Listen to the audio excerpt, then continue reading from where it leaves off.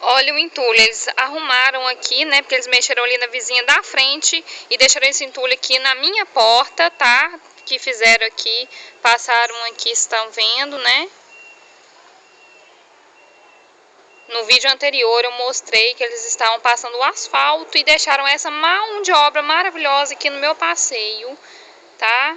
Não fizeram nada, não levaram essa porcaria toda. Quero só ver se eles ainda vão passar aqui para voltar, para poder levar isso aqui embora.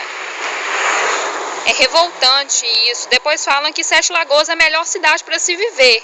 Eu não sei onde, né? Porque isso é revoltante. É uma falta de respeito com a gente que paga imposto caro ainda por cima, né? Porque esse mês foi